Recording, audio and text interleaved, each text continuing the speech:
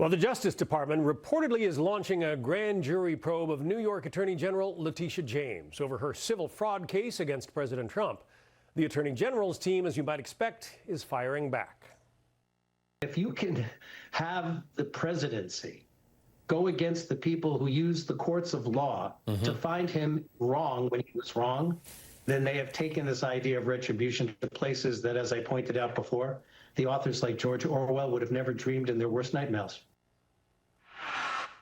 Let's bring in Ronald Chapman, the second federal defense attorney and Supreme Court expert. So what do you think about Abbe Lowell, who is representing Letitia James, the Attorney General? What do you think about him calling this retribution on the part of the federal government? You know, what looks Orwellian to me is landing a $454 million judgment despite no fraud being found, and then racking up $100,000 a day in interest while we wait for the New York appellate court to make a decision. I think that the only thing they can do right now is to claim retribution, but the reality is you have a prosecutor who ran on the idea that Donald Trump was going to be targeted. She fulfilled her promise by targeting him. And when we get to look at this communication and you look at the campaign emails, you'll see that there's plenty of evidence that Donald Trump was specifically targeted because of his political views. That's why this investigation also includes the NRA and potential other political prosecutions that occurred out of that office. Yeah, she made no secret of it. I mean, she was quite open about the fact that she was running for Attorney General because she wanted to get Donald Trump. Listen.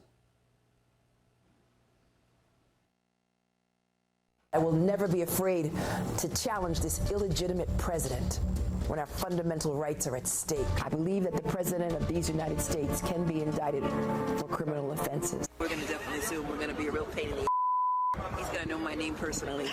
No one is above the law, including this illegitimate president. I look forward to going into the office of Attorney General every day, suing him, defending your rights, and then going home. And it isn't just Donald Trump that she sued. She sued the New York City Police Department, right? She's gone after everybody she can on her political hit list in order to fulfill that promise that she made. Listen, in this country, it is absolutely insane to see a prosecutor stand up and declare that somebody is an illegitimate president despite the will of the people. It is insane to see somebody stand up and specifically target someone before they have achieved that office and engaged in a full investigation. That is the most Orwellian thing I have ever seen. This is finding the person and fitting the crime. That's exactly what happened in New York. And certainly Pam Bondi is going to get to the bottom of it. The subpoenas are the first step.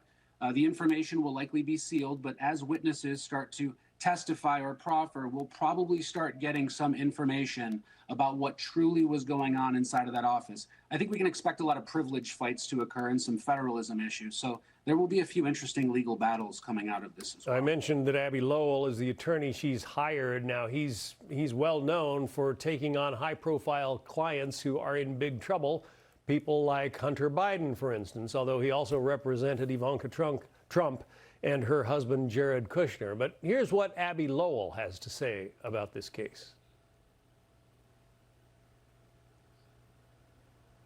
You know, if you have a file on your house, bunches of pieces of paper, and one of those pieces of paper say that it was a residence when it was an investment property or vice versa, but every other piece of paper in the same file makes that clear, so that you have one that might have had a box checked wrong, that's not the subject of a criminal investigation or a case.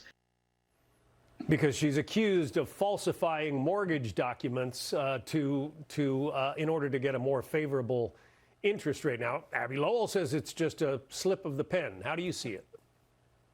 You know, I remember watching a trial go down in New York where an American president was forced to sit there while box checking was the entire issue that was being litigated in that courtroom. And to hear Abbe Lowell get up in front of the American people and say, this is just a box checking issue in response to a fraud probe, it's incredibly inconsistent.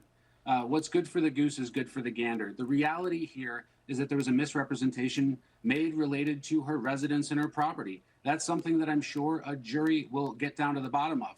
But the true story here, the real story, is the investigation that's about to go down into the communication in that office. And I'm sure there's going to be a lot more communication than just these campaign emails and just what we've already heard from the Attorney General here that indicates that she was specifically targeting Donald Trump and other people. I think that this case isn't going to be too hard to make. It is a violation of the law to engage in a conspiracy to deprive somebody of their civil rights. And I'm sure that if that type of case gets to a jury, hopefully the right jury, there will be a pretty quick decision to see that civil rights were violated here. You have an interesting quote that I wanted to share with our viewers as we sign off. You write, "The Attorney General's office is supposed to be a shield for the public, not a sword for the party." Ronald Chapman II, thanks very much. Thank you.